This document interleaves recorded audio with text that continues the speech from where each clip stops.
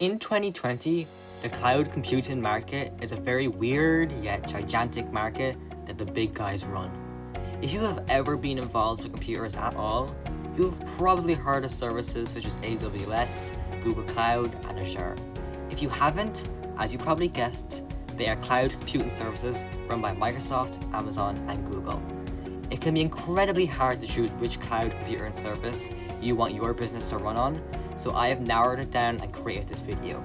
By the end of this video, you should be able to decide which of the 3 main cloud computing services is best for your needs and your business needs. First, before I begin comparing, we need to understand what cloud computing actually is. To put it in an easy way to understand, cloud computing is delivering computer services such as servers, databases, storage, analytics, and more. Cloud computing can be used for a variety of reasons such as creating and testing applications, creating virtual machines, storage and backups, streaming audio and video, analyzing data, and lots of other uses. In fact, there are so many uses for cloud computing, I'd probably be here all day if I were to list them out. As I said earlier, there are 3 main cloud computing services. They are Google's service, which is called Google Cloud, Amazon's service, which is called AWS, and Microsoft's service, which is called Azure. Out of the 3 most popular services, Amazon's service, which is called AWS, is the oldest and has the biggest market share with approximately 43% market share. Azure has the second highest market share and is closely followed behind with Google Cloud, which is the lowest market share out of the 3, but is also the newest. I believe Google Cloud was announced in or around 2011. As you have probably guessed, some of the biggest companies in the world use these services. Netflix, Universal, and Twitch use AWS, Pixar, Samsung, and eBay use Azure, and Spotify, Snapchat, and HTC use Google Cloud Platform. And these are just some examples of the massive companies that use these products. Anyway, moving along from which service is the biggest and who uses the service, I'm going to compare these services in 5 ways.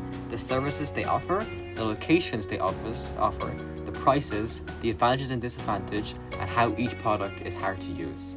Let's get started. First, let's talk about the services they offer. Each one of them has different services that they offer. AWS offers over approximately 200 services, Azure offers over 100, while Google Cloud offers in or around 60. You can find a full list of the services that each one of them offers with a link in the description. Next, we need to talk about the geographical locations of these products. At the moment, AWS has over 22 geographical locations with 70 zones around the world, with 6 more on the way. Azure has over 52 regions around the world, with 6 more on the way. Google Cloud Platform is available in 22 regions with 61 zones around the world. Some businesses only need 1 geographical zone, while others need all of them. It is totally down to the needs of the business. As for the pricing of these products, all of them use a pay-as-you-use system. As you can probably tell by the name, you pay for what you use, which significantly lowers the price of using the products. However, it can be a little bit risky if you use more than you expected, so be careful. Now, I'm going to go through the advantages and disadvantages of each cloud computing platform, starting with AWS. The advantages of AWS are as follows: a large market share, a global reach, extensive online support such as YouTube, and of course, the security of the platform. Amazon invests a lot of money into the security of their platform, making their platform one of the most secure of all of the 3. Some of AWS's disadvantages are the difficult usability, a fair bit of downtime, a technical support fee, and the limitations of the EC2 service. Moving on to Azure, it is a cost-effective option. It has free support for open source, way better developer options, easy integration with the Microsoft tools and software, and of course, the fact that it's the second largest provider. Some of the disadvantages include hard-to-read manual, incomplete management tooling, and the poor management of GUI. And finally, Google Cloud Platform. GCP has some of the best prices out there, so it is the most cost-effective option out of all 3 of them. It is also the simplest to use out of the 3. GPC also has my favorite feature, the live migration of virtual platforms, which can come in extremely handy, in most cases but not all cases. Google Cloud has a better performance, in my personal experience. As for the disadvantages, it has fewer data points and fewer services, and it isn't as old as its competitors. The support fee is also pretty hefty.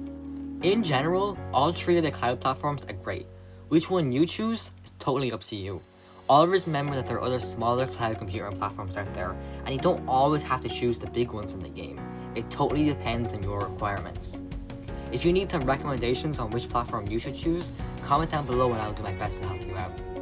I really hope you enjoyed this video. If you did, I'd really appreciate a like and maybe even a subscription.